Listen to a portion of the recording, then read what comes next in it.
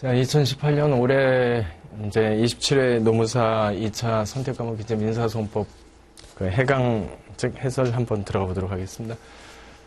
올해 문제 이제 전체적인 트렌드라고 얘기를 할 수가 있는데요. 그 전체적인 트렌드는 아무래도 이제 노무사 시험이다라고 하는 것을 조금 더 이제 부각시키고 그 다음에 이제 강조시키려고 하는데 그 목적이 있는 것으로 조금 더 선명해졌습니다. 문제 스타일 자체가. 그 다음에 이제 여러분들께서 이제 민법이 필수 과목으로서 이제 여러분들 공부를 하셨기 때문에 그 지식과 그 다음에 민사소송법 지식, 그 다음에 무엇보다도 노무사라고 하는 것을 이제 공인노무사라고 하는 직렬의 속성상 노동법이라고 하는 것을 어느 정도 이제 여러분들께서 공부를 하시면서 소송법적 관점을 명확하게 해두셨는지 그 부분까지도 이제 아울러 같이 검토를 했다라고 얘기를 할 수 있습니다. 문제 자체가 뭐 그렇게 어려운 파트는 아니고, 그 다음에 여러분들께서 이제 노동법 시험 문제라고 하는 것을 이제 공부하시는 과정에 이미 이제 보셨을 판례, 이것을 이제 출제를 함으로써 여러분들께서 이제 노동관계 지식, 그 다음에 두 번째 민사소송법 지식을 아울러 같이 이제 판단을 했었던 것으로 보입니다. 자, 여기까지만 일단 이제 먼저 해강 이제 아웃라인을 말씀드리고요. 그 다음에 문제 1번 한번 이제 보고 그 다음에 직접 한번 판단해 보도록 하겠습니다. 자, 일단 이제 문제 1번 부분입니다. 갑은 을 노동조합의 조합원이다. 그리고 아래 강물음, 그 다음에 강물음은 상호 무관하다. 이런 이제 문제는 문제에 키워드 같은 것은 좀 잊지 않으셔야 될 테고요. 그 다음에 이제 본문제가 들어갑니다. 어찌됐건 이제 을 노동조합이라고 되어 있고요. 그 다음에 갑은 거기에 지금 현재 조합원 이라고 지금 되어 있습니다. 자, 문제 첫 번째. 이때 노동조합 을은 조합 규약으로 자체적으로 뭘 만들었냐? 신분보장대책기금 관리규정 내지 이제 관리규정이라고 했었고요. 관리규정을 만들어서 그때 만약에 이 노동조합과 관련된 위로금 지급 혹시 분쟁이 조합과 그 다음에 조합원 사이에 분쟁이 발생을 한다면 자, 을을 상대로, 즉 노조를 상대로는 일체 소송을 제기할 수 없다 라고 하는 이러한 규정을 조합규약에 마련해 두고 있더라. 자, 여기까지가 이제 전제 부분입니다. 그리고 그 후 갑이 을에 대해 위 관리규정에 따른 위로금 지급을 그런데 요구를 했다. 그런데 규약상으로는 일절 소송을 제기할 수 없다라고 되어 있는데 어찌됐건 돈을 달라라고 요구를 했다. 조합원이요. 그런데 노조는 일단 이 관리 규정에 근거를 해서 이걸 거절한 상태이다. 여기에 대해 갑은 을을 피고로 해서 위 관리 규정에 따른 위로금 지급을 구하는 소를 법원에 제기했다.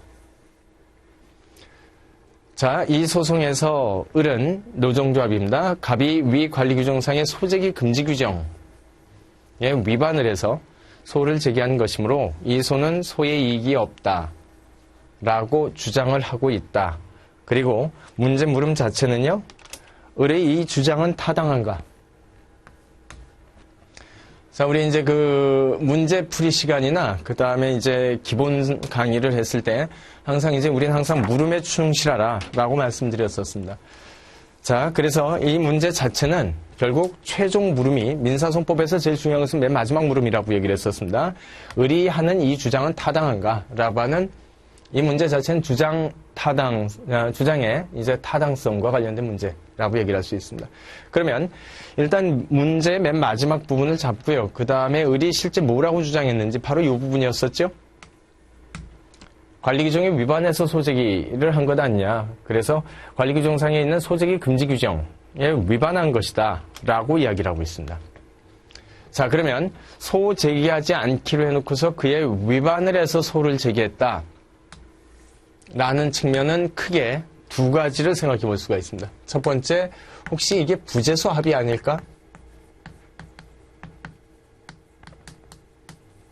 즉, 양 당사자들 사이에 법적 분쟁이 발생했을 때라면 이때 소를 제기하지 않기로 한다 라고 하는 혹시 이것이 부재소 합의인지 라고 하는 것이 문제가 될 것이고요. 그 다음에 두 번째, 설령 부재소 합의가 아니다 라고 해도 그래도 지금 이와 같이 지난번에 요 규정상에 있는 요 조항과 달리 소를 제기하는 것은 기본적으로 신의 성실의 원칙이라고 하는 신의 측에 반하는 제소인지 라고 하는 소위 신의 측의 발현 형태 중에 모순금지 원칙에 반하는 소재기는 아닌지 라고 하는 크게 두 가지가 동시에 문제가 될 수 있습니다. 그런데 우리가 여기서 먼저 짜볼 때는 신의 측에 반하는 소재기라고 하는 것의 한 종류가, 즉 모순금지의 종류의 한 예가 바로 소를 제기하지 않기로 부재소 합의를 맺었으면서 소를 제기한 경우라든가, 그 다음에 두 번째, 예컨대 소 취하 계약을 체결해 놓고서 소를 취하지 않는 행위, 그래서 판결을 얻어간 행위라고 한다면 모두 모순금지라고 하는 부분에 해당될 수 있기 때문에 지금 이제 문제 자체로는 크게 두 개의 논점이 있는 것으로 보이지만 사실상 전체적으로는 부재소 합의 자체를 물어본 거나 다름없다고 얘기를 할 수 있습니다. 그래서 여러분들께서 이제 이 을의 주장을 판단을 하실 때 전체적으로 이제 맨 처음에 생각하신 것이 혹시 시험장에서 부재소 합의라고 하는 부분이었었다면 그 부분은 일단 기본적으로는 여러분들의 생각이 잘 이루어진 것으로 그렇게 부를 수가 있습니다. 자, 그래서 다시 문제로 들어갔을 때 이 문제에서 을의 주장은 이 부분이었었고요. 그 다음에 문제 자체 부피는 30.5채 부피입니다. 30점 부피의 문제가 나왔다라고 생각을 해두시면 됩니다. 자, 30점 부피의 문제라고 한다면 좀 약간 이제 높은 점수, 아니면 보통 이제 1문의 1의 경우에는 이 정도 배점 들어가는 문제는 계속해서 나오기 때문에 일단 이제 어느 정도는 그래도 좀 써야 되겠다라고 생각할 수가 있습니다. 그렇다면 지금 현재 을이 제기한 이 관리 규정상의 소재기 금지 규정이라고 하는 것이 부재소 합의가 맞다면 이 부재소 합의가 유효하기 위한 요건을 검토해야 된다. 그리고 이 문제 출제 자체는 바로 부재소 합의가 유효이기 위한 요건 자체를 물어본 겁니다.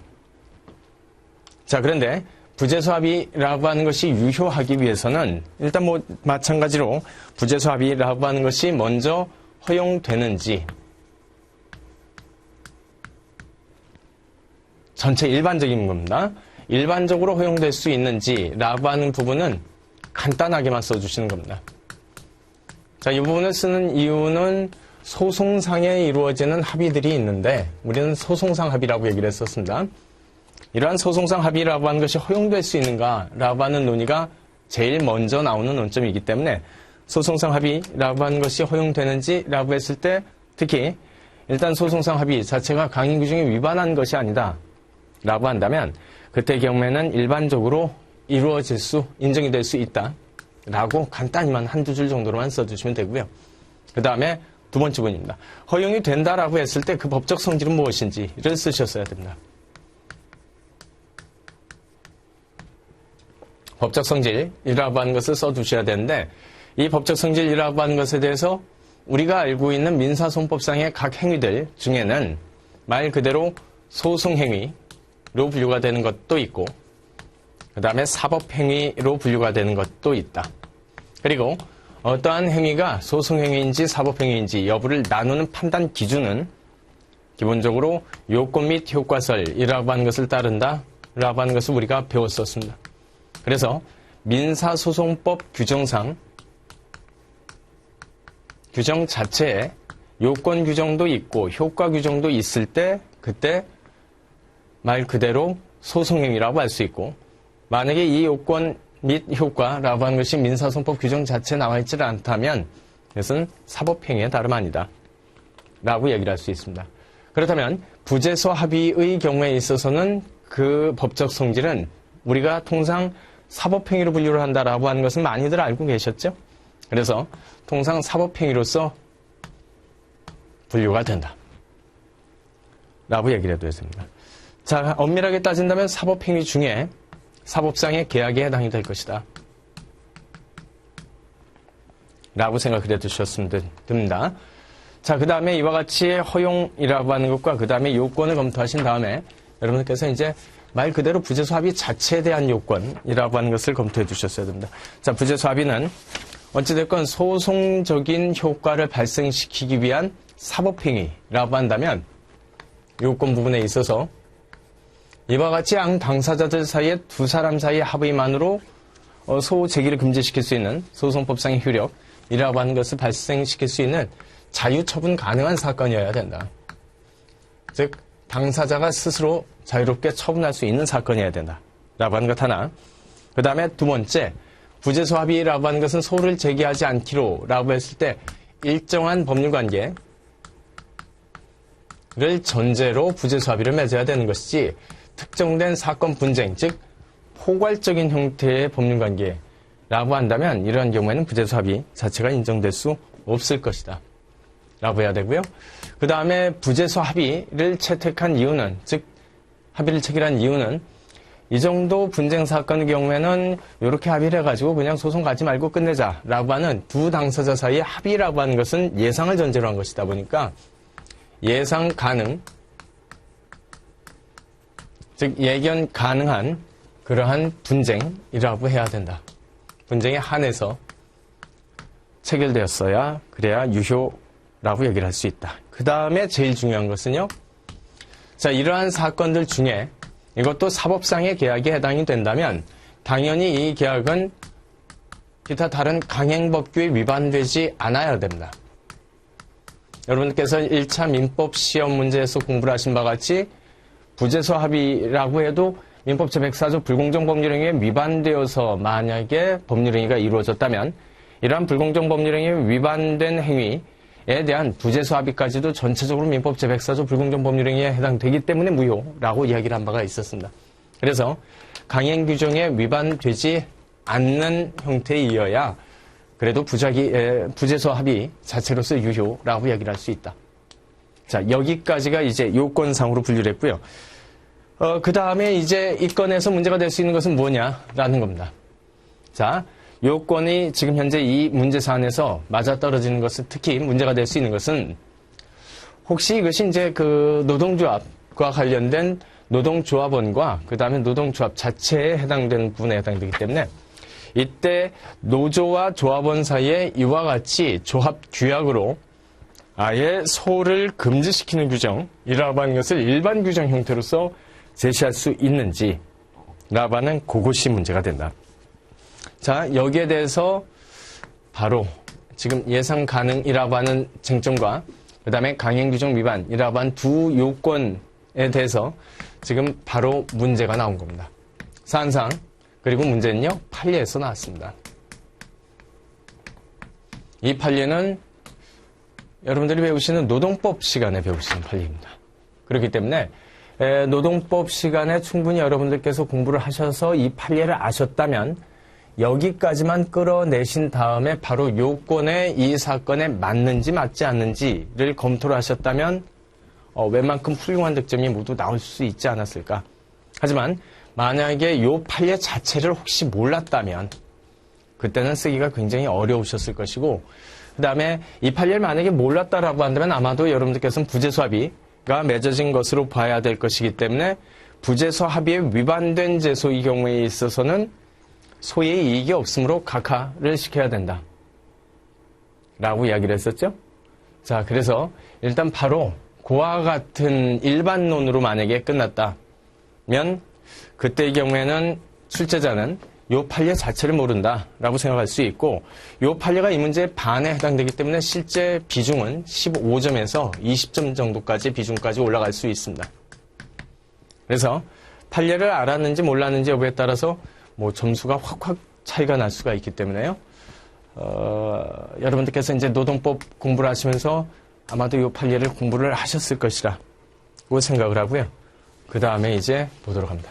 자, 그리고 이 판례 자체에서는 어떻게 판단을 했었냐? 그 밑에 제시된 일단 맨 마지막에 참조 판례를 한번 보시면 아실 수 있는 바와 같이 자, 지금 현재 부재소 합의 자체를 문제를 삼았는데 지금 이 부재소 합의라고 하는 것이 설령 인정된다 손쳐도 위로금 지급을 둘러싼 노동조합과 조합원 사이에 그냥 분쟁이라고 되어 있습니다. 그 앞에 위로금 지급이라고 되어 있는데 이 위로금이 어떤 형태의 금원인지 여부에 대해서 법률 관계가 특정되어 있다라고 사실 보기도 어려운 측면도 있고 설령 그 특정된 법률 관계라고 하는 위로금 분쟁에 한하는 것이다 라고 하는 것이 설령 인정된다라고 가정적 판단을 해도 그 다음에 이 위로금 지급 청구가 도대체 어떤 상황에서 발생할 수 있는 분쟁인지 여부가 즉 예견 가능한 분쟁이어야 된다라고 하는 분쟁 자체의 명확성이 드러나 있지는 않습니다. 게다가 만약에 이와 같은 노동조합과 그 다음에 노동조합원 사이에 있어서의 관리 규정이라고 하는 조합 규약에 의해서 아예 소재기 자체를 일절이라고 해놨습니다. 일체 소를 제기하지 않는 것은 조합원의 지위에 불합리한 측면도 있기 때문에 이것은 역시 마찬가지로 강행 규정에 위반해서 체결된 조합 규약이라고 부를 수가 있습니다. 그래서 여기에도 문제가 생기고 강행 규정에도 위반된다라고 하는 측면도 있기 때문에 우리나라 판례는 이와 같은 부재소 합의는 합의로서 무효라고 최종적으로 판단 내립니다. 그러면 부재소 합의 자체의 효력으로서 이것이 없다, 즉 무효라고 한다면 부재소 합의 주장 자체를 하지 못하겠죠? 따라서 지금 현재 노동조합 측이 관리규정상의 소재기 금지 규정에 위반했다라고 주장을 하나 이때 이 관리규정상의 이 규정은 부재소 합의로서는 무효라고 해야 되고 무효인 부재소 합의는 뭐 부재소 합의 취급을 할 수가 없기 때문에 소를 제기한 것 이것은 일단 소의 이익이 없다고는 할 수 없다. 즉 소의 이익이 있다라고 여러분들께서 판단을 내리셨어야 됩니다. 뭐 계속 누차 말씀드리지만 올해 이제 일문의 일이라고 하는 것이 어떻게 보면 굉장히 평이하게 나온 것 아니냐라고 생각을 하시고 부재소 합의 있으니까 그에 위반해서 소를 제기했으면 소의 이익이 없겠지라고 단순한 민사소송법상의 논점만 쓰셨다면 좋은 득점은 좀 어려웠을 것으로 보이고요. 그 다음에 여러분들 배우시는 노동법 상에 여러분들 배웠었던 요 판례를 정확하게 제시까지 하셨다면 거의 많은 점수를 일단 올릴 수 있지 않을까라고 얘기를 생각합니다. 자, 여기까지가 이제 문제 1번에 대한 해설 부분입니다. 그래서 혹시 이제 요 판례를 모르셨다면 쓰실 때는 별것 없겠지라고 썼다가 실제 득점에 있어서는 좀 많이 곤란을 겪지 않으실까. 그래서 어찌 보면 브레이크라고 얘기를 할 수 있고요. 그 다음에 노동법 공부를 많이 하신 분들, 즉 정확하게 하신 분들의 경우에는 뭐 그렇게 브레이크는 아니고 충분히 득점 가능했었고 고득점이 가능했었던 문제라고 얘기를 할 수 있습니다. 자, 그 다음에 이제 두 번째 문제 부분입니다. 자, 두 번째 물음은 갑은 을에 대해서, 즉 노동조합원 갑은 을 노동조합에 대해 5천만 원의 위로금 지급을 구하는 어찌되었건 소를 제기했다. 아까 우리가 문제 전제에 일단 다음 각 물음은 서로 무관하다라고 얘기를 했기 때문에 이때 그 물음 1에서 뭐 관리규정 자체가 부재소 합의로서 무효이다라고 하는 그 부분을 생각하실 필요는 일단은 없습니다. 그래서 일단 어찌되었건 소는 제기되었다라고 하는 것을 한번 가정해 보고 그 다음에 갑이라고 하는 요 노동조합원은 일단 제한 능력자가 아니다라고 하는 요 표현을 굳이 쓴 이유는 어찌됐건 제한 능력자가 아니기 때문에 법정 대리는 필요 없다. 법정 대리 문제가 아니다라고 하는 것을 명확하게 해주기 위함입니다. 자, 법정 대리가 아니라면 소송법상의 임의 대리 형태로서 소를 제기할 수가 있을 텐데 이때 소송법상의 임의 대리의 문제에 해당되는지를 한번 봤더니 갑의 배우자, 그런데 공인 노무사 자격을 가지고 계신 분이다. 그리고 이때 이 배우자가 제한 능력자는 아닌 상태이다. 따라서 소송 능력이 있다가 됩니다. 자, 이 소송에서 이 소송을 대리할 수 있는가? 라고 하는 형태의 문제입니다. 자, 물음 자체는 우리가 항상 문제풀이 요령상 문제 아래서부터 일단 위로 올라가는 형태로 쓰여있는다라고 얘기를 했었습니다. 결국 소송 대리 문제입니다. 그런데 소송상 대리인 안에는 민사소송법상 배웠었던 대리인 안에 소송상 법정 대리인과 그 다음에 소송법상의 역시 임의 대리인 둘로 나눴는데 방금 우리가 본 바와 같이 갑 자체가 제한 능력자가 아닌 상태라고 했었기 때문에 특히 법정 대리는 문제가 될 수 있는 것은 없고요. 임의 대리가 문제가 된다. 그런데 소송법상의 임의 대리인의 종류 안에는 우리 알고 있듯이 법률상 대리인 내지 법령상 대리인이라고 하기도 하고요. 그 다음에 두 번째 소송 위임에 의한 소송 대리인, 크게 둘로 나눴었다. 자, 법령상 소대인이라고 하는 것은 법률 규정상 소송 대리를 할 수 있는 것으로 특히 마련되어 있는 사람 중에 위임 소송 대리인이 아닌 경우 의미한다. 그 얘기를 했습니다. 자, 그 상태에서 법률상 소송 대리인에 해당되는 가장 대표적인 사람으로는 우리가 뭐 이제 상법상의 지배인 아니면 국가 소송에 있어서의 국가 소송 수행자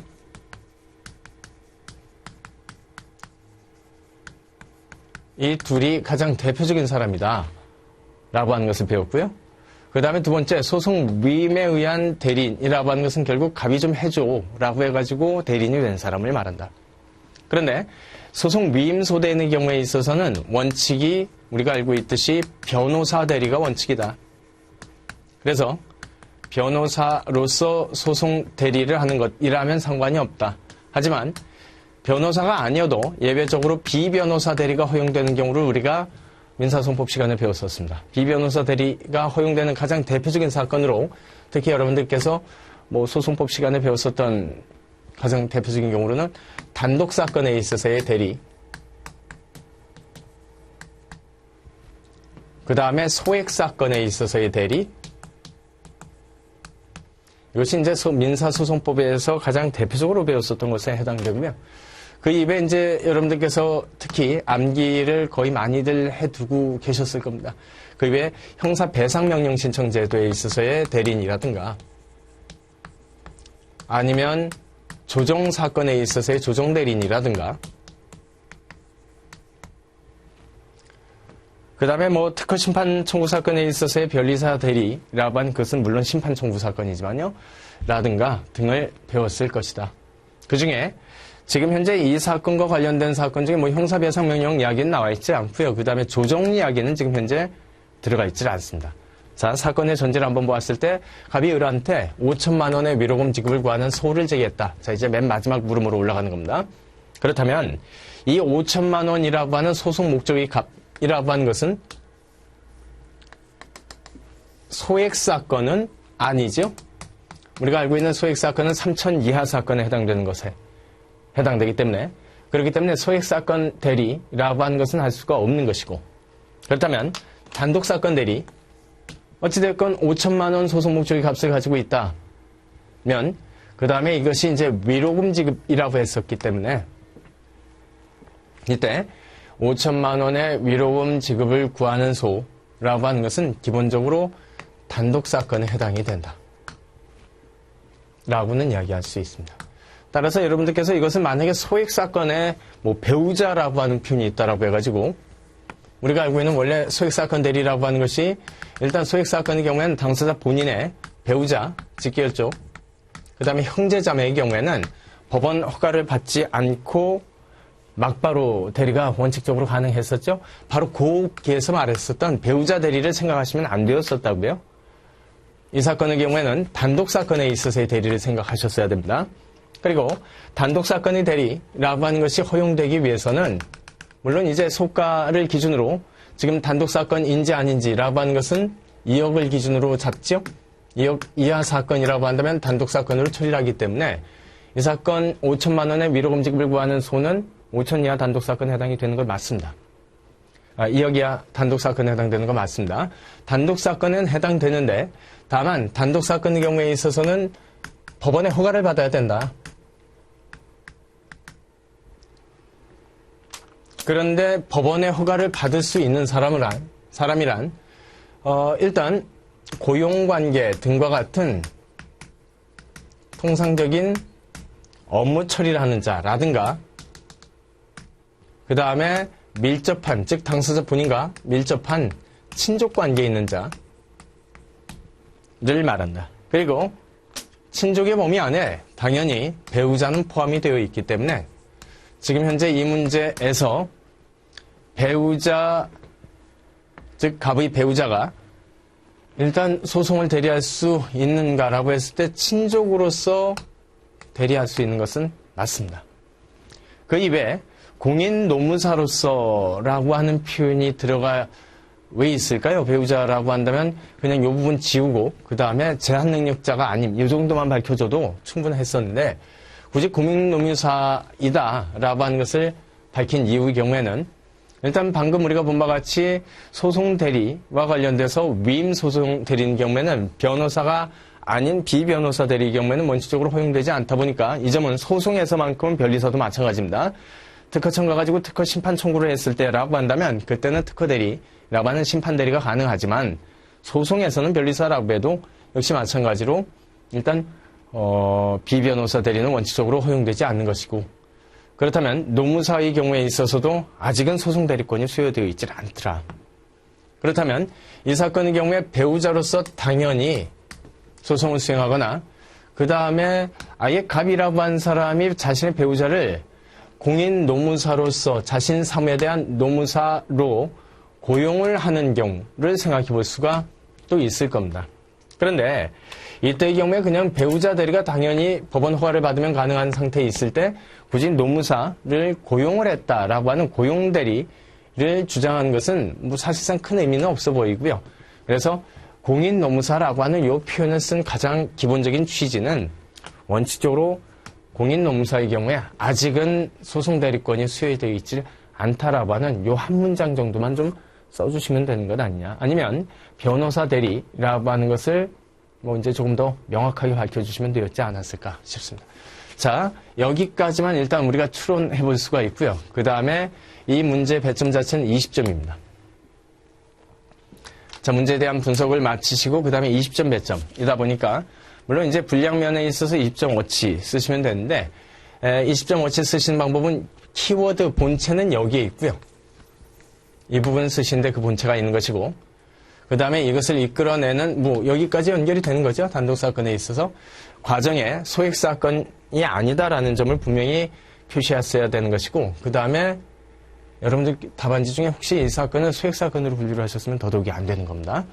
그 다음에 일단 그 전제로서 이 사건은 임의 대리에 해당이 된다 라고 하는 것과, 그 다음에 소송상 대리 안에는 법정 대리인도 있는데 이 건의 경우에 특히 갑이 제한 능력자가 아니기 때문에 일단 기본적으로 법정 대리의 문제는 배우자 입장에서는 크게 발생하지 않는다 라고 하는 점을 좀 명확하게 밝혀주셨으면 됐습니다.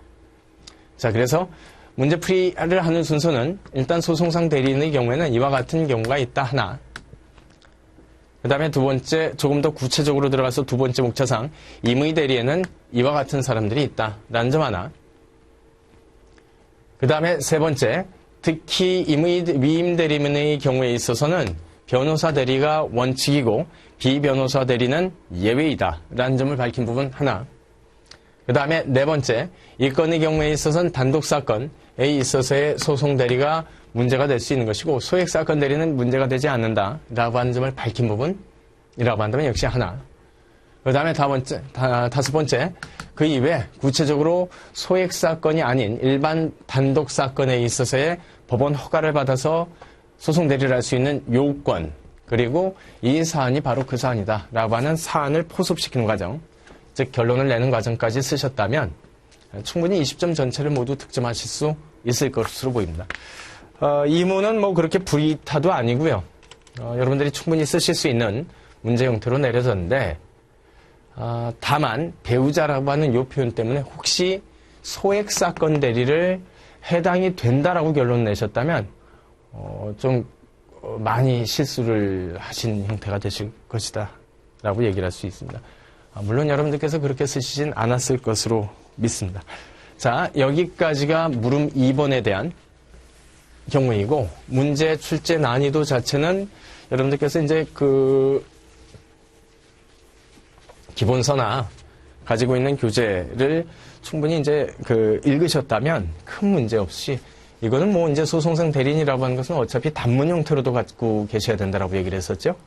그렇기 때문에 큰 문제 없이 쓰시지 않았을까라고 생각합니다. 자, 여기까지가 전체적으로 물음 2라고 하는 1문에 대한 문제들이었었습니다. 자, 그래서 이제 여기까지가 1문 해결 부분이었고요. 그 다음엔 이제 단문 형태입니다. 자, 문제 2번 단문 시작되었고요. 단문 25점, 그 다음에 문제 3번 단문 역시 마찬가지로 25점 형태로서 출제가 됐었습니다. 그 중에 단문 첫 번째 경우에는 어쩌면 여러분들께서 좀 불이타라고 생각했을 수 있을 문제가 여기에 있습니다. 소송 고지. 자체를 단문 형태로서 그 공부를 하시거나 뭐 암기를 잘 하지 않는 영역들이죠. 특히 소송 고지는요. 그런데 최근 들어서 일단 우리 공인노무사 시험 문제에 있어서의 민사소송법에 있어서의 경향은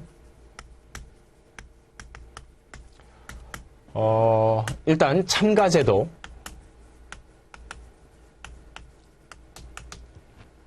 뭐 여러분들 잘 아시는 뭐 보조 참가라든가 당사자 참가로서 독립당사 참가라든가 아니면 공동소송 참가라든가 아니면 인수 참가라든가, 자, 그 다음에 뭐 공동소송적 보조 참가라든가 이러한 부분에서 그 중에서도 보조 참가 영역 등은 굉장히 한 문제 정도는 꼭 배치가 된다라고 기본 시간에 말씀드렸었습니다. 최근 경향이라고 말씀드렸고요. 그런데 일단 지난번 시험 등에 이미 보조 참가는 충분히 출제가 된 상태에 있었기 때문에 보조 참가 다음에 나오는 것이 바로 소송고지 부분이죠. 보조 참가가 참 중요했었는데 보조 참가 다음 부분으로 여러분들이 좀 많이 공부를 했겠다 싶은 것이 바로 소송고지 형태로 되어 있다 보니까 소송고지와 관련된 사례형 형태의 문제를 내려면 보조 참가 문제와 같이 사례형 문제를 다시 내야 되거든요.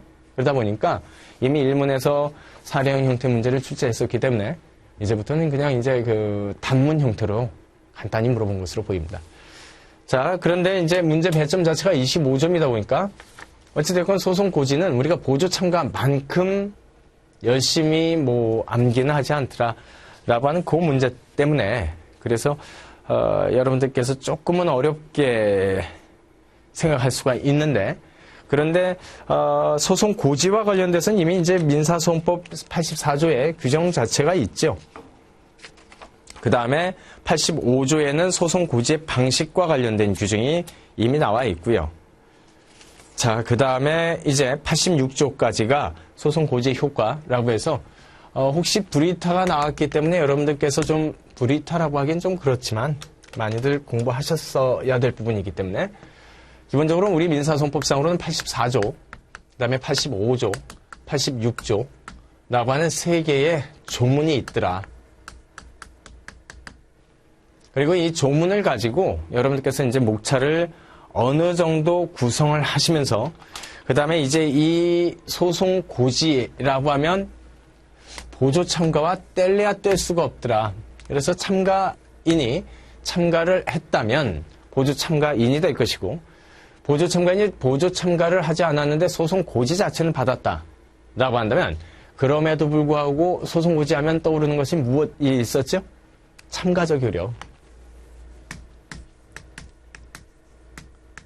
설령 참가를 하지 않았다라고 해도 참가효라고 하는 참가적 효력을 갖는다. 이거는 우리가 알고 있기 때문에 여러분들께서 혹시 시험장에서 어려웠었다면 84조, 85조를 분설을 하시고 그 다음에 여기에 제일 중요한 것은 참가적 효력과 관련된 것이 이제 86조이죠. 86조에 나와 있는 참가적 효력을 조금 잘 쓰시는데 주력을 했었다면 웬만큼 25점 전체까지 완벽하게 들어맞진 않는다라고 해도 참가적 효력을 쓰는 부분이 이 문제의 본체에 해당되기 때문에 10점 정도는 부여가 될 것으로 보이고, 그 다음에 나머지 15점이라고 하는 것이 기타 84조나 85조에 관련된 소송고지의 요건 내지 절차와 관련된 부분에 한 15점 정도가 배치가 되거나, 아니면 일단 여러분들의 답안 형태를 미루어 봤을 때 이 문제대로라면 지나치게 이제 여러분들 평균이 좀 낮겠다 싶으면 채점 기준표가 10점, 15점 형태로서 물론 조정은 될 수가 있을 것으로 보입니다. 자, 그래서 이제 여기에 문제의 키포인트가 있다 정도 확인해 두시고요. 그리고 참가적 효력을 쓰실 때는 86조 우리가 이제 기본 시간에 공부를 했었죠. 86조 자체가 소고지를 받은 사람이 참가하지 않았어도 77조 규정을 적용할 때는 참가할 수 있었을 때 참가한 것으로 본다 라고 그렇게 되어 있더라. 그러다 보니까 먼저 참가적 효력을 쓸 때는 첫 번째 참가효라고 하는 것이 일반 기판력과는 조금 다른 특수한 효력이다 라고 하는 점은 이 부분은 좀 간단히요. 그 다음에 참가효가 미치는 범위 라고 하는 것을 소송 고지를 받은 사람이 고지 이후에 참가했다 안 했다를 나눠서 좀 분석을 하셨으면 충분한 득점 자체는 무리 없이 이루어질 수 있지 않을까. 그러면 이제 요건과 그 다음에 절차와 관련된 부분입니다. 자, 일단 여기까지가 이제 민사소송법상의 소송 고지에 있어서의 참가효 부분이고, 그 다음에 두 번째, 소송 고지 자체 지금 86조에는 참가적 효력이라고 하는 것만 나와 있지만 그 이외의 효력으로서 특히 우리가 생각해 볼 수 있는 것은 뭐 소송 고지 들어갔을 때 실체법, 즉 민법 등과 같은 실체법상의 효력은 어떠한지, 여기에 대해서 소송 고지를 했다라고 해도 기본적으로 최고 정도로서의 시효 중단 효력은 부여해준다 라고 했었던 민법 시간에 민법 총칙 부분에 소멸시효 파트에서 여러분들 1차 시험 공부를 하셨을 때 공부하셨던 그 테마를 일단 이제 떠올리셨으면 좀 수월하지 않았을까. 그래서 이 두 개 모두 합해서 잘 쓰셨다면 15점 정도는 배치가 됐을 것으로 보이고요.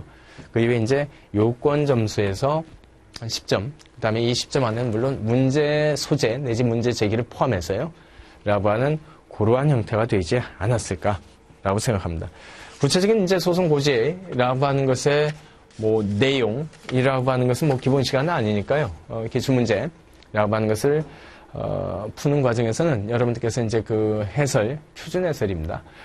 표준 정도에 해당되는 해설지를 보시고 여러분들께서 이제 판단을 해주셨으면 될 것으로 보입니다.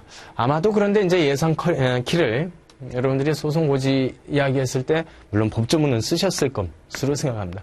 84조, 5조, 6조 정도는 썼을 것이다. 그리고 86조 쓰는 과정에 아마도 참가적 효력 이야기는 여러분들께서 쓰셨을 겁니다. 문제는 이 참가적 효력을 얼마나 조금 자세하게 썼는지. 그 다음에 법조문에 나와 있지 않은 것으로서 우리가 민법 시간에 1차 공부를 할 때 배웠었던 실체법상의 시효 중단이요 라고 하는 것이 혹시 떠오르셨으면 굉장히 좋았는데 만약에 떠오르지 않았었다면 이 부분 해당 점수가 조금 많이 아까울 수는 있습니다. 그래서 이 정도 갖춰서 쓰시지 않으셨을까. 그렇다면 실제 25점 배점 중에 참가적 효력이라고만 쓰시고 그 다음에 이 참가적 효력을 약간 소송 고지와 견주어서 비교를 하면서 비교를 하기보다는 소송 고지의 경우에 참가적 효력이 어떠한 모습으로 발생하는지를 좀 분설해서 생각해서 쓰셨다면 완벽한 점수가 나올 수 있겠는데 실제 시험장에서 그렇게까지 완벽하게 쓰시지는 아마도 않지 않았을까. 그래서 84점, 85점, 86점 그 다음에 이 부분이라고 하는 요건, 절차, 그 다음에 효력, 그 중에 실체법상의 효력, 소송법상의 효력이라고 하는 크게 두 가지 중에 실제 여러분들이 아마도 25점 중에 한 12점 요 정도만 쓰셨다면 12점 정도를 아마 받지 않으실까 라고 한번 조심스럽게 예상을 해봅니다. 자, 거기까지가 이제 단문 첫 번째 것에 해당되는 소송 고지와 관련된 문제였었고요. 그 다음에 이제 두 번째 단문 부분입니다. 두 번째 단문은 이거를 여러분들께서 단문을 못 쓰진 않았을 것으로 보입니다. 정말입니다. 이 부분만큼은 여러분들께서 거의 완벽하게 정말 완벽하게 일단 문제를 쓰지 않으셨을까. 문제 3번, 즉 단문 두 번째 문제는 문서의 증거력 부분입니다. 물론 이제 예상 강의를 했을 때 저희 학원에서 일단 이제 노무사 2차 민사소송법 예상 강의 내지 예상 모의고사를 냈을 때도 그때도 분명히 말씀드렸을 겁니다. 문서의 경우에 있어서 이게 서증이라고 하는 형태로서 증거 신청이 들어가게 될 텐데 서증의 증거 신청과 관련됐을 땐 결국 증거력이 시험 문제 나옵니다. 서증의 증거력은 첫 번째 이 문서가 진정하게 성립되었는지 아닌지라고 하는 성립의 진정 여부를 다루는 형식적 증거력 판단.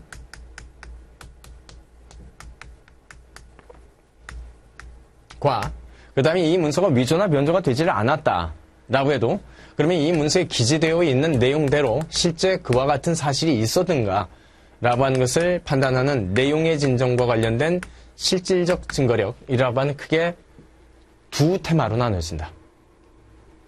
그래서 형식적 증거력과 그 다음에 실질적 증거력이라고 하는 크게 둘로 나눠진다. 그 중에 뭐 출제 압도적인 1순위는 항상 형식적 증거력, 이 부분이 이제 제일 많이 나오는데, 설령 이 부분이 제일 중요하다라고 해도 실질적 증거력까지 한꺼번에 단문 형태로서 출제될 수 있으니까 언제든지 쓰실 수 있는 준비가 되어 계셔야 된다. 올해는 이제 아마 이게 제일 시험 문제에 나올 확률이 크다라고, 불과 이제 한 달 전 정도에 시험 앞두고 여러분들께 이미 이제 그 모의고사 형태, 그리고 그 모의고사 해설 강의에서 말씀드린 바가 있습니다. 그래서 이제 결국 나올 것이 나왔고요. 역시 마찬가지입니다. 단문 25점이라고 하는 형태로 나와 있습니다. 그 중에 서증의 형식적 증거력이라고 하는 것은 방금 말씀드린 바와 같이 성립이 진짜 되었는지, 성립의 진정, 즉 위조나 변조된 것은 아닌지 라고 하는 것을 말했는데, 이 형식적 증거력, 즉 성립의 진정 여부를 다룰 때라면 일단 조문 써야 된다라고 얘기를 했었죠. 뭐 쓰셨을 것으로 보이고, 그래서 조문상으로는 서증의 경우에 있어서 첫 번째 사문서의 경우에는 그 다음에 공문서의 경우를 나눈다. 사문서의 경우에 있어서는 어찌됐건 문서 제출자가 이 문서가 진정 성립되었다라고 하는 것을 입증을 해줘야 된다. 증명을 해줘야 된다. 그리고 이때 증명 방법은 다양하다.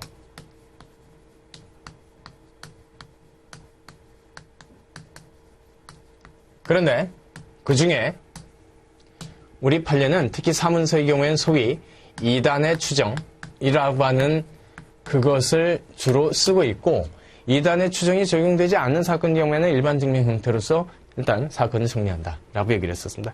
2단의 증명, 일단 2단의 추정이라고 하는 것은 사문서의 경우에 인형의 진정이 인정이 된다면, 많이 공부를 했었죠? 날인의 진정이 추정이 되며, 그 다음에 날인이 진짜 그 사람의 의사에 의해서 이루어진 것이 맞다면 이 문서는 위조 변조 안 됐겠지라고 하는 성립의 진정이 추정된다.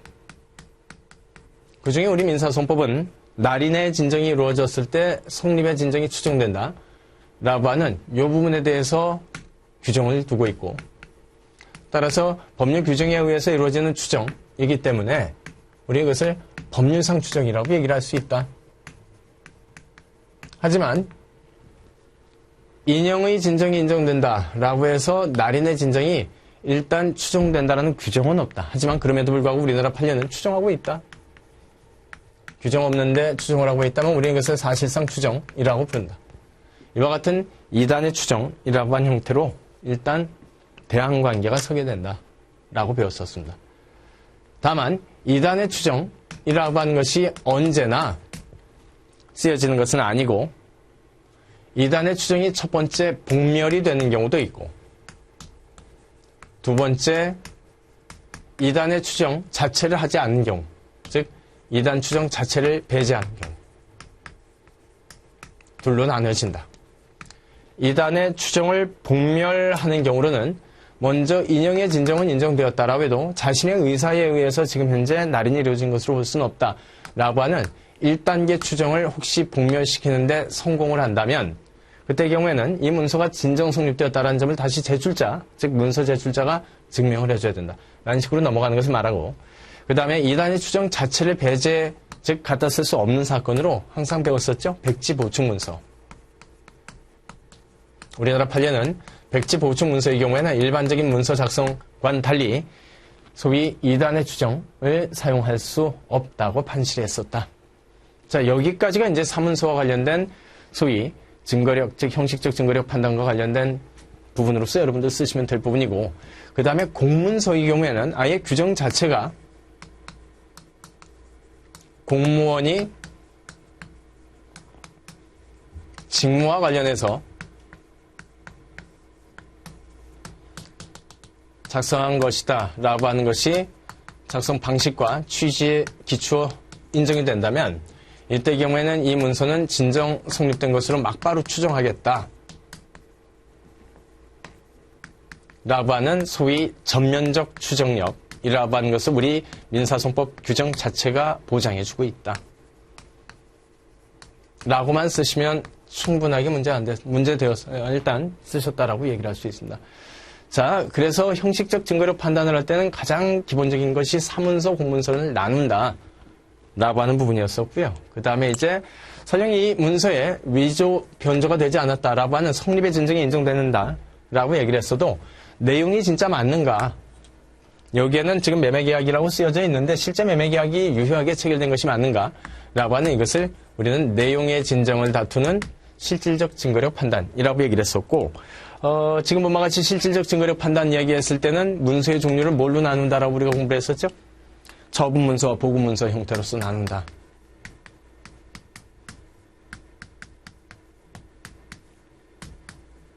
그 이야기를 했었습니다.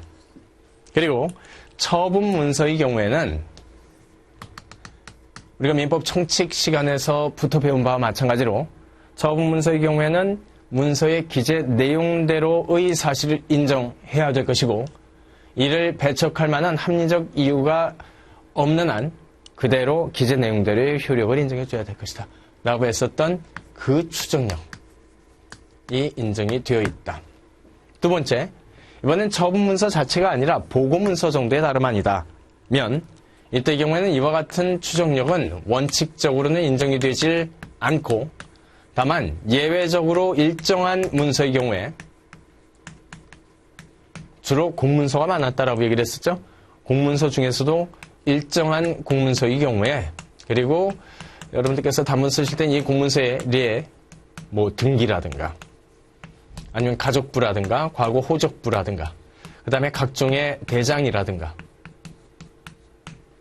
등이 여기에 해당될 수 있고 그 다음에 공문서에 한하는 것은 아니고 최근의 경우에는 주총의사로까지 총회의사로까지의 경우에도 일정한 추정력을 줄 수 있다라는 판시까지 나왔기 때문에 그 판례까지 물론 얹혀서 여러분들께서 쓰셨으면 물론 훨씬 더 좋았을 것이고요.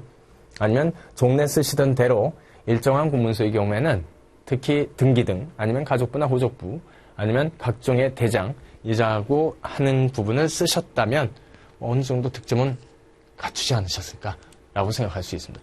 자, 여기까지가 쓰시면 형식적 증거력, 실질적 증거력과 관련된 가장 뼈다구에 해당되는 부분을 썼기 때문에 웬만해서는 거의 대부분의 득점을 하실 수 있는 상태라고 얘기를 할 수 있습니다. 굳이 배점을 한번 예상을 해본다면 성립의 진정과 관련된 형식적 증거력 굉장히 중요한 논의가 많기 때문에요. 여기에 15점 정도가 배점이 될 것이고 그 다음에 처분문서, 보고문서 여부를 나누는 실질적 증거력 판단이라고 하는 부분에 10점 정도가 배치될 것으로 보입니다.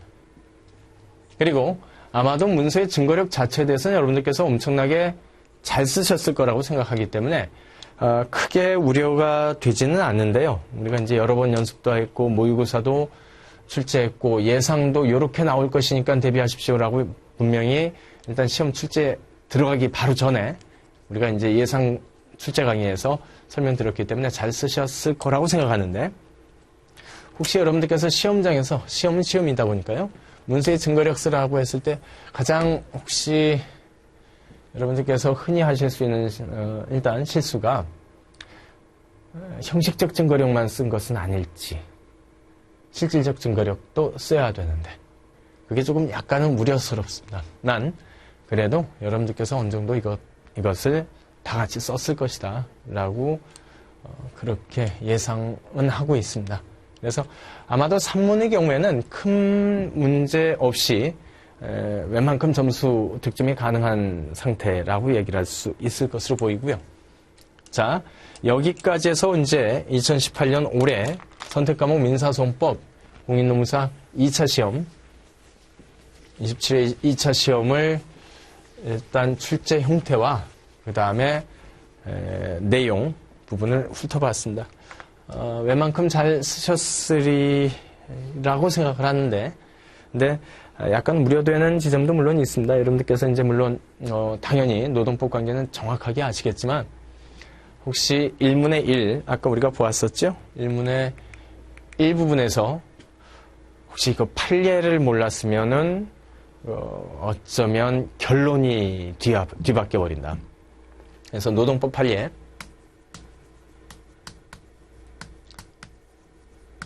요게 나온 것이 가장 좀 이례적이더라.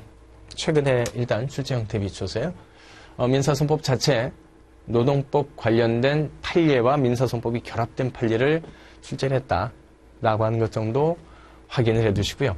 여기서 이제 점수를 충분히 못 받으셨다면, 아니면 결론을 거꾸로 내셨다면 아마도 점수는 뭐 10점 이하의 점수 정도만 나오지 않을까 생각이 들고요. 그래서 아마 한 10점 정도를 1문에 1에서 자칫 잘못하면 놓칠 수 있다. 그 다음에 두 번째 1문의 이 물음의 경우에는 아까도 말씀드렸죠. 이거 5천만 원 소가에 해당이 되는데 소액 사건이라고 혹시 잘못 판단하시면 절대 안 되는데 혹시 판단하셨을까 봐요. 그게 이제 좀 걱정을 되는 이외에는 어쨌든 20점짜리 거의 단문이나 다름없습니다. 준사례형이라고 해야 되지 사례형 자체라고 얘기를 할 수는 없는데, 이때 여기에서 단독사건 대리라고 한 쪽을 충분히 검토를 하셨으면 충분히 적어도 한 15점 정도는 나오지 않을까요? 싶습니다. 자, 그 다음에 이제 문제 2문의 소송고지. 사실 이게 이제 또 쓰기가 만만치 않지 않았을까. 그래서 이것에 대해서 아까도 말씀드린 바와 같이 참가적 효력, 그 다음에 법조문 정도를 나열하는 식이었었다면 15점을 넘기는 좀 어렵고요. 그 다음에 어느 정도 쓰셨을 때 20점 정도 부피가 가능하기 때문에 여러분들께서 한 12점 정도 받으면 보통이 아닐까, 아니면 평균 정도가 아닐까라고 예상은 해봅니다. 그 이외에 이제 문제 3번 이 문제는 뭐 놓치시면 안 되죠. 문서의 증거력 방금 말씀드린 바와 같이 굉장히 예상 많이 했었고요. 충분히 어느 정도 민사소송법 공부를 하신 분들의 경우에는 다들 잘 쓰실 수 있는 부분이기 때문에 이 부분은 아마도 여러분들께서 득점 형태가 한 20점 정도까지는 충분히 받지 않으실까. 그래서 여러분들의 점수가 10점, 15점, 12점, 20점 요 정도 분포를 가장 평균적으로 보이지 않을까 싶습니다. 그러면 이제 뭐 조금 더 받았으면 더 좋을 텐데 가장 평균적으로요. 그리고 1문을 굉장히 못 썼다라고 하는 것을 전제로 하다 보니까 그 이외에 이제 1문에 노동법 판례를 기억하셨다면 아마 거기서 이제 굉장히 큰 고득점이 나올 수가 있었을 것으로 보입니다. 자, 물론 이제 그 시험 끝난 이후에 그 다음에 출제 이후에는 이제 뭐 당연히 채점 작업이 이루어지고 있을 것이고요. 이 출제 이후에 이제 채점 작업에 있어서 구체적으로 어느 정도의 이제 배점을 여러분들께서 받으실지는 이제 뭐 작업이 진행돼봐야 알 수 있겠지만 이번 2차 시험까지 치르시느라고 여러분들 굉장히 고생 많으셨습니다. 그리고 다들 좋은 점수로 그 다음에 시험에 잘 되었으리라고 생각하시고요. 그 다음에 이번에 2차 시험 보신 분들의 경우에야 뭐 다 잘 되실 것이고, 그 다음에 이제 이번에 동차를 보셨다라든가, 아니면 일단 이제 뭐 혹시 내가 이제 선택 과목을 민사소송법으로 선택을 했다.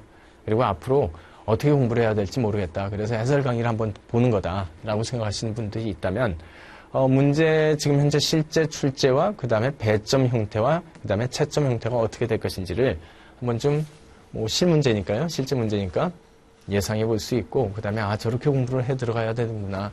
아니면 문제 출제가 저렇게 나오는구나 라고 하는 것을 여러분들께서 좀 가늠해 볼 수 있지 않았을까라고 생각합니다. 그리고 어찌됐건 시험 끝나시느라고 굉장히 수고들 많으셨고요. 네, 여기서 모두 강의 마치도록 하겠습니다.